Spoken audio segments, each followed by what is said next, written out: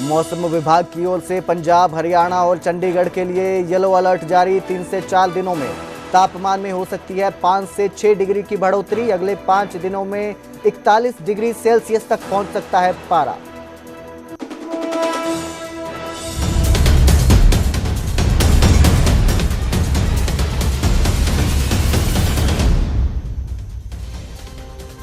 नमस्कार, स्वागत है न्यूज 18 पंजाब हरियाणा में। मैं कुलदीप भारद्वाज हाजिर हूं देश और प्रदेश की सभी जरूरी खबरों के साथ।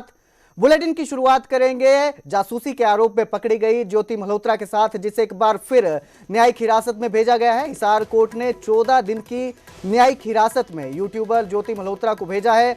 अब 23 जून को इस मामले में दोबारा उन्हें पेश किया जाएगा। वीडियो कॉन्फ्रेंसिंग के जरिए उनकी पेशी हुई, उनको पेश किया गया। ज्योति मल्होत्रा को पाक के लिए जासूसी करने के आरोप में गिरफ्तार किया गया है। ज्योति मल्होत्रा पर आरोप है कि उन्होंने ऑपरेशन सिंदूर के दौरान भी कई जो जानकारी है, खुफिया जानकारी है, उन्हें पाकिस्तान आईएसआई को भेजा था।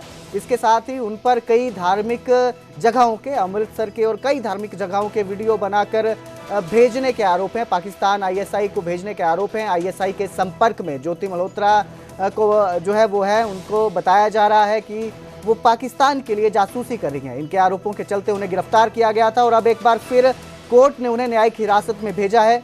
23 जून को अब मामले में अगली पेशी होगी, उन्हें दोबारा कोर्ट में पेश किया जाएगा।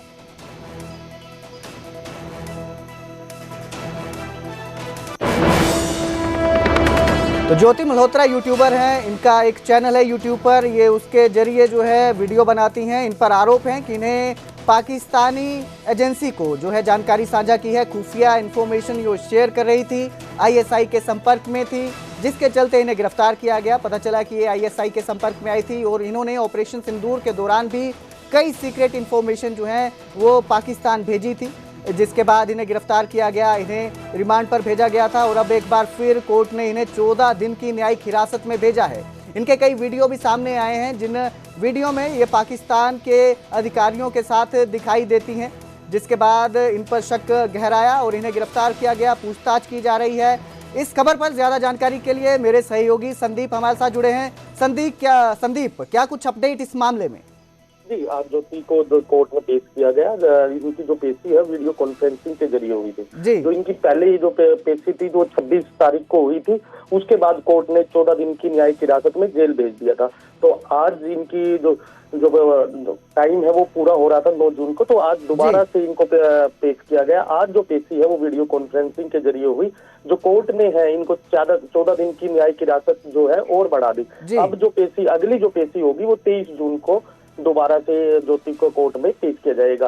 लेकिन आज जो पेशी हुई वो वीडियो कॉन्फ्रेंसिंग के जरिए हुई है। जी, बहुत बहुत शुक्रिया इस तमाम जानकारी के लिए संदीप।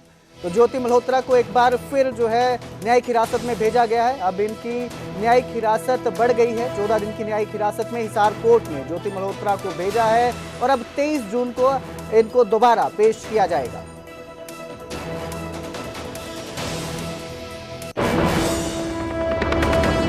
तो वहीं अब हिसार से चंडीगढ़ का सफर आसान हो गया। हिसार से चंडीगढ़ के लिए पहली फ्लाइट आज उड़ेगी, आज उड़ान भरेगी। सीएम सैनी इस फ्लाइट को हरी झंडी दिखाएंगे। हिसार से शाम 4:55 पर यह फ्लाइट रवाना की जाएगी।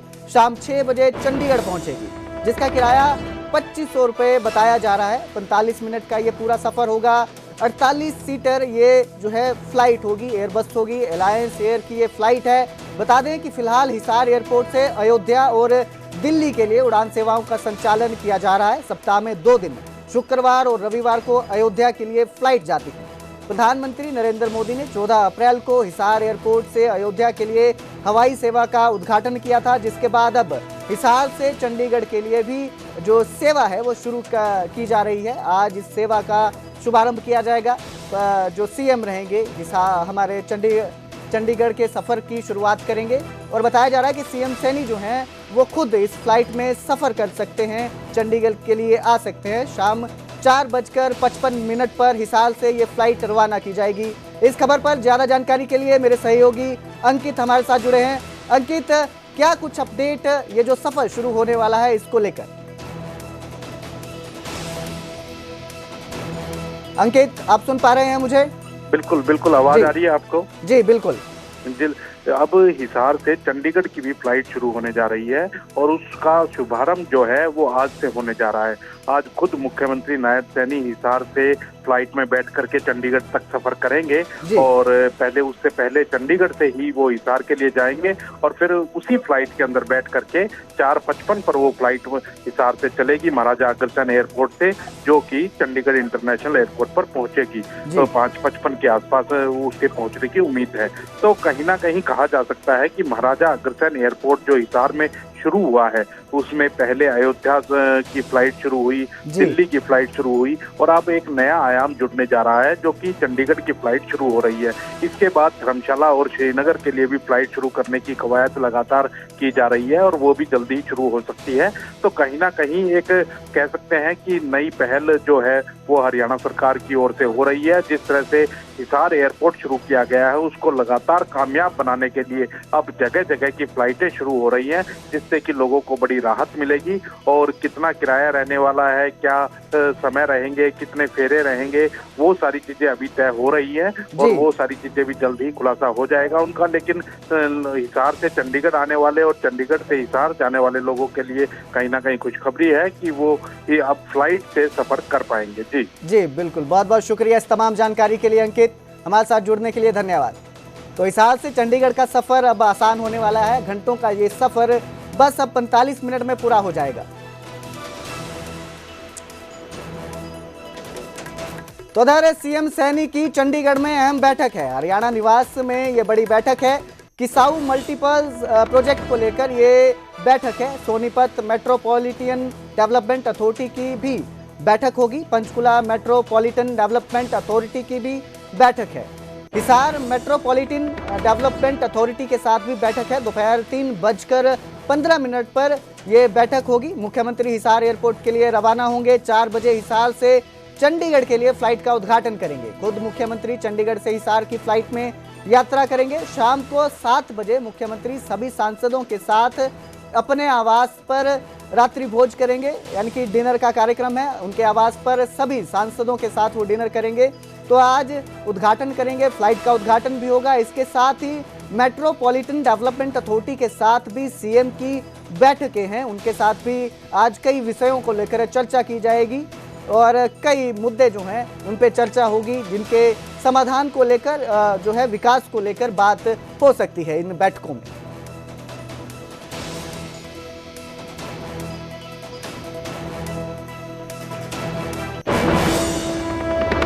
तो वहीं राज्यसभा सांसद सुभाष बराला का कांग्रेस पर बड़ा हमला नजर आया। उन्होंने कहा कि हरियाणा कांग्रेस में कोई इच्छा शक्ति नहीं बची है, इसलिए तय नहीं कर सके।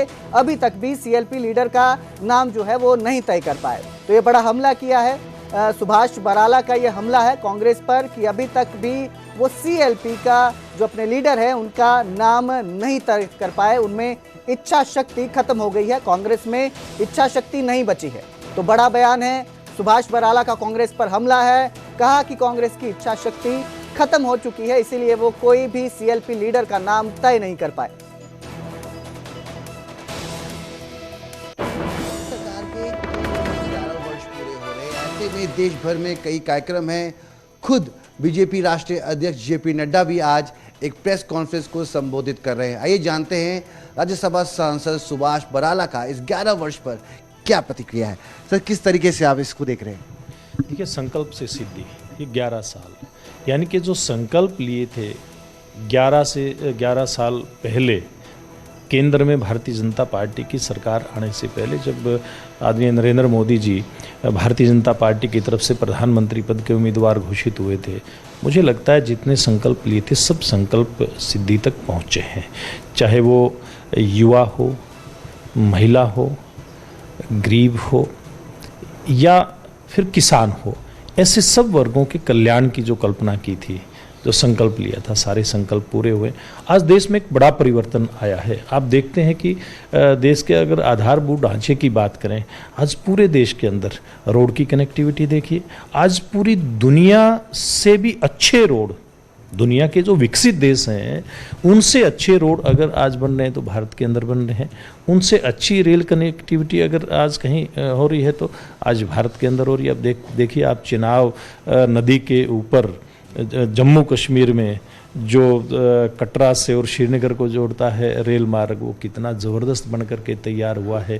आप इसकी बात करें, हवाई मार्ग की बात करें, यहाँ तक कि समुद्री मार्गों की अगर बात करें तो केवल देश के बंदरगाहों को जोड़ने पे काम नहीं हुआ, बल्कि पूरी दुनिया में भी इस प्रकार की कनेक्टिविटी भारत की तरफ से हो, ये पहल मोदी जी के राज में हुई है। इसी प्रकार से सैन्य क्षेत्र की अगर हम बात करें, कितना मजबूत भारत हुआ है। आज हम जो हमारी सैन्य अस्त्र शस्त्रों की जो आपूर्ति है वो देश का प्रयास है नरेंद्र मोदी जी के नेतृत्व में कि वो हम स्वदेशी ही अपनी जो कारखाने हैं उनके अंदर सारी चीज़ें तैयार करें, बल्कि अपनी ज़रूरतों को पूरा करने तक सीमित नहीं है बल्कि उनका निर्यात भी हो, इस बात के ऊपर भी काम हुआ है। और हम सबसे बड़ी बात कि देश आर्थिक मोर्चे के ऊपर देश बहुत आगे बढ़ करके आया है।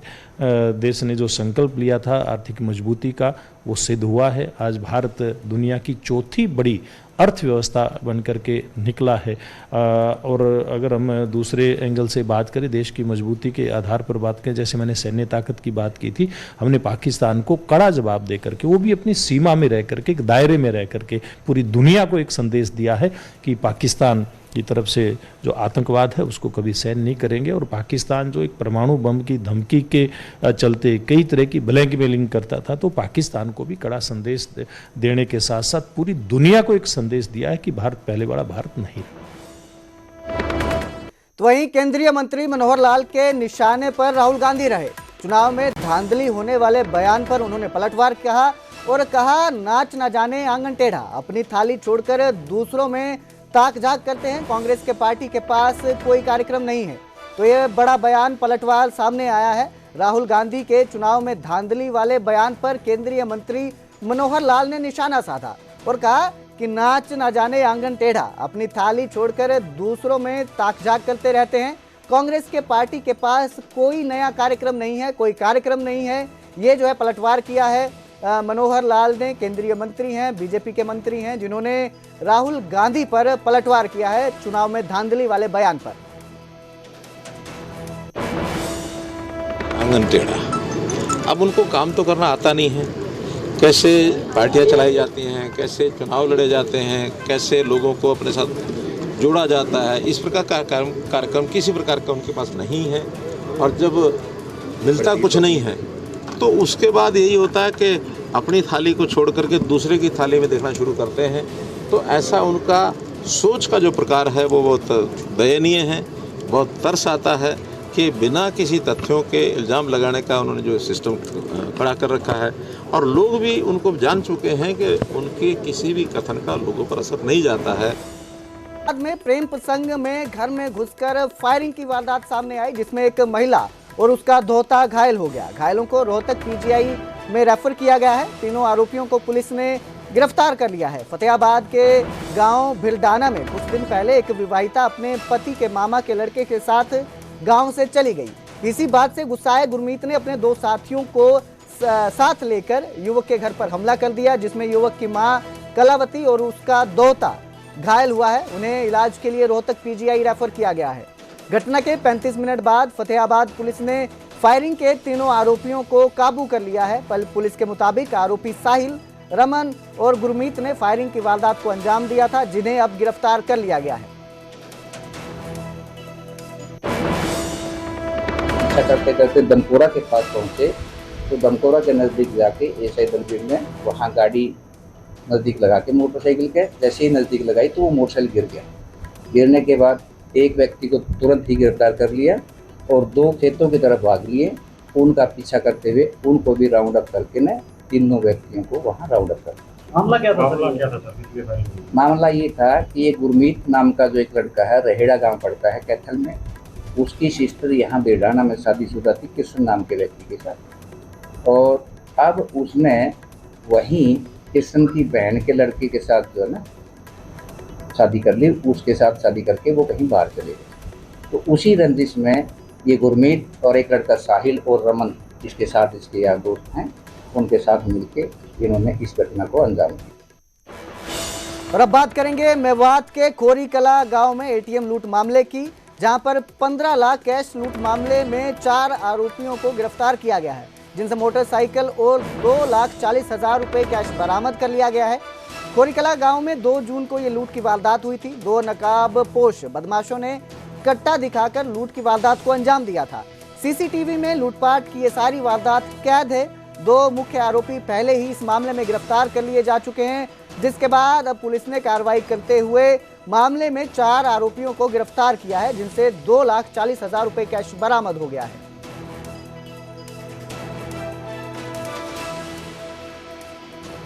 2 आरोपियों को इसमें गिरफ्तार किया गया, जिसमें आरोपी आवेश था और एक परवेश था।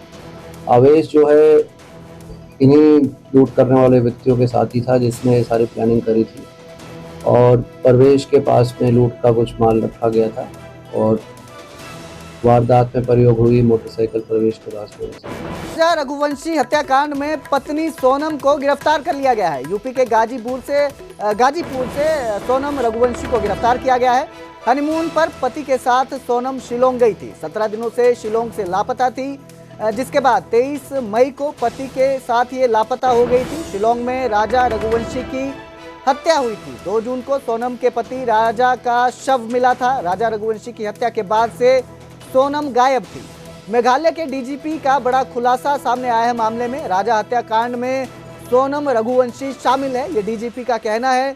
सोनम रघुवंशी हत्या के आरोप में गिरफ्तार की गई है। डीजीपी ने ये जानकारी दी है। उनके साथ एक महिला समेत इस पूरे मामले में 4 लोगों को गिरफ्तार किया गया है।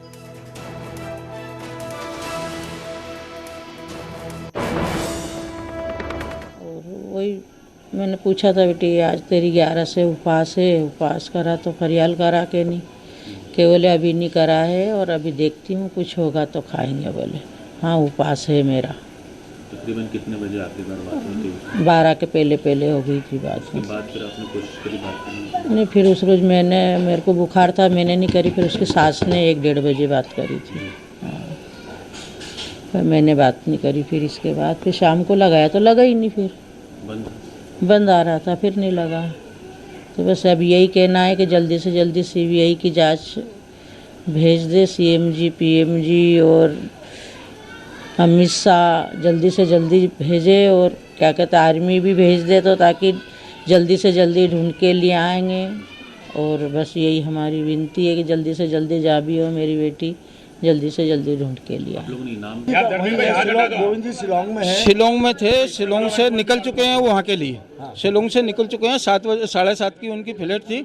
11 बजे वो हम पहुँच जाएंगे सोनम के पास में। तो ये जो आपके पास रात को जो आपकी बात हुई थी, तो वो गोविंद ने क्या कहा था? क्या बात बताई? गोविंद ने बस इतना ही बोला था कि पापा बिट्टी मिल गई है, मैंने छोरी मिल गई अपनी सोनम, और वो बहुत ज़्यादा रो रही थी।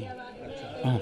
अच्छा, कौन लोग साथ थे? अपील करना चाहेंगे आप? सरकार से मेरी यही एक ही हाथ जोड़े की निवेदन है कि सीबीआई की मेरे को जांच चाहिए, माने चाहिए, वो मैं पीछे नहीं हटूंगा उस चीज से। मेघालय पुलिस कह रही है कि आपकी बेटी ने कुछ लड़कों के साथ षड्यंत्र करके राजा की हत्या की। वो गलत बोल रही है।